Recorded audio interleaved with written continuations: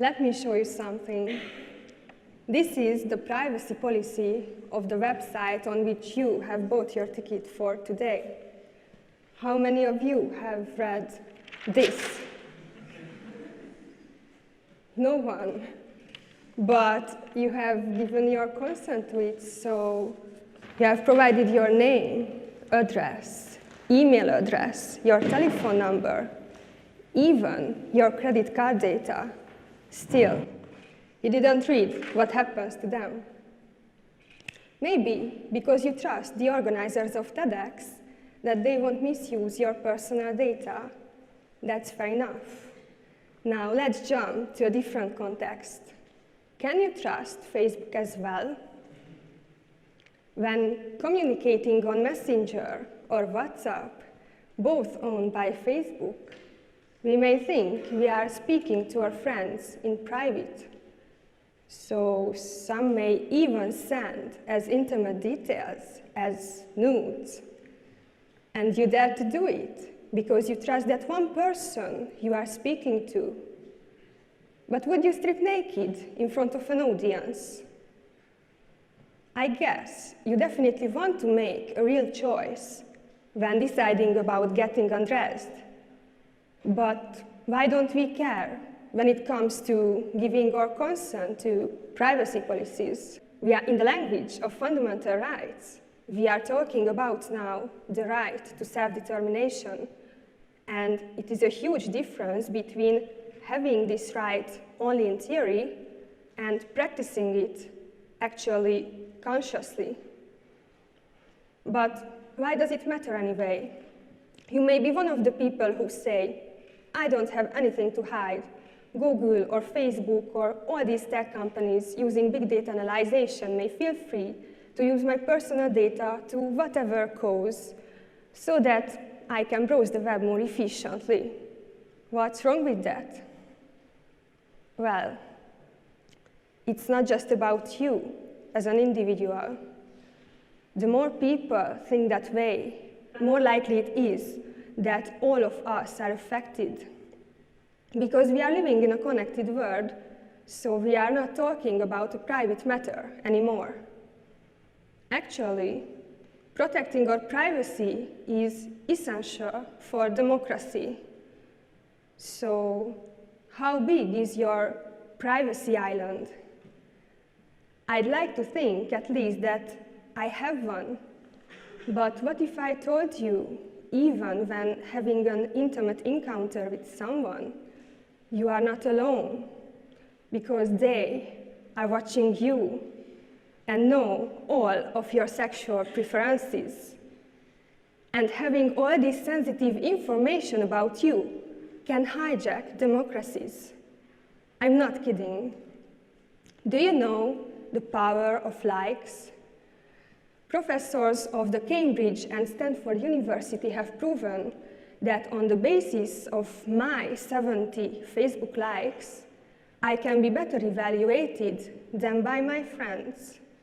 Or 150 likes are enough to outperform what my mother knew about me. And 300 likes, what my boyfriend knew about me. And more likes could even surpass what I thought I knew about myself.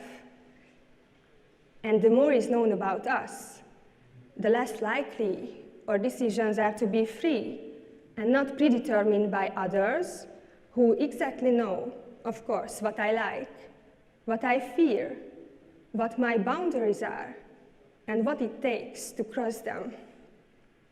If we think about it, it all leads to the possibility of real-time manipulation. And this brainwashing is not just about some commercial ads that I should buy a pair of new shoes or the favorite food of my cat, but also I get political ads, like which political party I should vote for. So whoever controlling this big data technology can nudge themselves into power. And actually, it has already happened. Do you remember when the CEO of Cambridge Analytica showed off with using this big data technology in 2016 for influencing elections and referendums. This shows how easily such fundamental elements of democracies can be now hijacked. This is not the worst scenario, because according to Shoshana Zuboff, a professor of Harvard University, it is still to come when tech giants shift from predicting our behavior to engineering it. So it is no longer enough to automate information flows about us. The goal is now to automate us. And if it happens in this vision, I can't see the democratic values of freedom, fundamental rights, or the rule of law. But we can be happy slaves, of course, craving only for bread and circuses. So we will be pleased with all the comfort of our user-friendly devices and platforms. Do we really want this? We are living in the 21st century. We know the advantages of possibly our greatest historical achievement, democracy. And I hope we don't want to throw it away for the sake of our temporary convenience. So let's see what we can do about it. Believing that the law can or will solve everything would be silly, because legal regulation is only a frame. I'm sure you have heard about the GDPR, the EU's new and strictest data protection regulation ever. But does it save us from data-driven real-time manipulation? Is it able to save democracies from falling apart? Spoiler alert, not at all. We can see that one of its strongest safeguards, giving our free, informed, specific, and unambiguous consent, has now become a fiction. Of course, no one bothers to read and understand that long terms and conditions. And honestly, it is outrageous even to be expected of anyone to do so. But remember, no privacy, no democracy. So presuming that we are incapable of making responsible decisions about our personal data, that is to say, presuming that we are stupid, the GDPR has come up with a solution of trusting someone else with the protection of our privacy instead. This noble task has been given to the data controller, who is an expert who handles or stores or uses our data. Now, that is just a wrong logic of paternalism, when someone else tells me what is in my interest. For example, when the parents protect their little boy from everything for his sake, like going out with friends until the age of 18, because they don't want him to get drunk or get high. But when he goes to university, where the parents cannot control him anymore, he doesn't know the effects of these drugs. He doesn't know his limits, which poses him to a much more dangerous situation, the first freshman party. And we go through the same process here with the state, who restricts our freedom for our own sake, but in the end, we are doomed, because paternalism can be justified only until we place this whole problem out of the black box of the law, and we place it into the technological context of the present, the big data phenomenon, which is, I believe, way out of the law's league. And not to mention, while the parents are in the best interest of their child, data controllers like Google or Facebook are not interested in protecting your privacy at all. Actually, demanding privacy from Google or Facebook is like asking Henry Ford to make each Model T by hand. Still, we can insist on securing through law, but what is the point if we achieve no progress with it?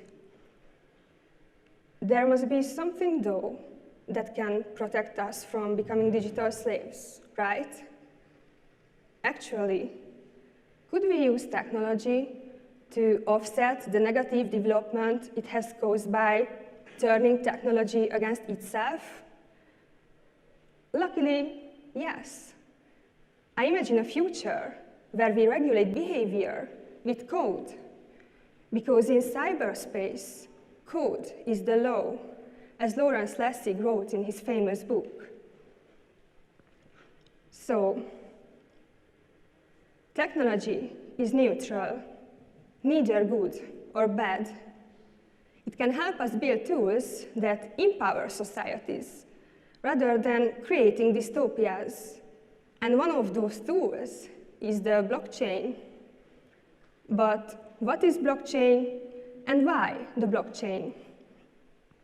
Well, it is a technology that creates a decentralized network, which is a bit hard to imagine because we got used to centralization models.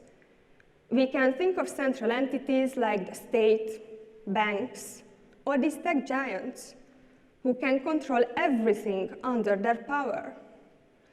Now, what if this control was not in one hand, but everywhere and nowhere at the same time? Imagine a forest where the flowers, the trees, the mushrooms, the herbs communicate with each other in a way that each plant has all the information in itself, yet neither of them controls the system. They are individual entities interacting with each other in a decentralized way. Just like that, in the blockchain, there are no central credentials, issuing or governing bodies. The control is distributed among the members who secure each other. So let's say someone sends me a nude through a blockchain system. Every member who operates the system all can see that the two of us are messaging, but not the content of the message itself. Because of the encryption, I am the only one who can see the, you know what? Because I am the only one who has the private key to that, like I had a secret magic word to open their genie in a bottle. And it is safe because this system is unhackable in real time. Now back to the question, why the blockchain? In the very next future, this integration might be the only safeguard left against possible digital dystopias. If I wanted to summarize the problems caused by big data, I would catch three phenomena interacting with each other in a strong domino effect. Firstly, we have zero privacy. We are simply transparent for tech giants using big data, which leads to the second step, their power concentration. Because it's not us who make the decisions. They make our choices for us instead. And without privacy and our right to self-determination, we cannot talk about democracy. Well, blockchain is a cure for all this. Let's look at it one by one. It ensures our privacy with cryptography. So when sending each other nudes, it will really be the two of us stripping and not an unwanted threesome with Facebook. Secondly, it eliminates the power concentration as well, because the system is decentralized. And last but not least, it gives democracy back in a more viable social scenario, because a blockchain-based social system requires our real engagement in social discourses. So, where are we now? We have identified a problem. We have found a theoretical solution for it. Now, we have to figure out how it would look like in practice. How could we spread the decentralized network of blockchain in the veins of society? Towards the end of my speech, I believe I must grab this opportunity to send 3 quick but important messages. I have a message for the policymakers. The legal safeguards of today are worthless. Please, don't insist on traditional methods if they are inoperable. Take the risk to remove your eye shields instead and opt for an unusual yet working technological solution that gives back the democracy and our freedom. I have a message for the lawmakers as well. The legal system must ensure that we have a presence, and it must prevent us logged into profiles that we are unable to challenge. And it must embrace open-mindedness, creativity, unpredictability, and spontaneity. Now, will the lawmakers and the policymakers just listen to me and act like I want them to? Certainly not by themselves. But together, we could put them in a position where they act like we really want. So I have a message for you too. 2 words: collective intelligence. It can help us tackle down this worldwide challenge. So we must find each other, think together, figure out the path together, and finally, act together. I'm sure it won't be easy, as many powerful institutions will be against it. But these institutions are built up of us, the people, who I hope have the desire for a better future. It might be a mission impossible. Anyway, I'm in. Are you? Thank you.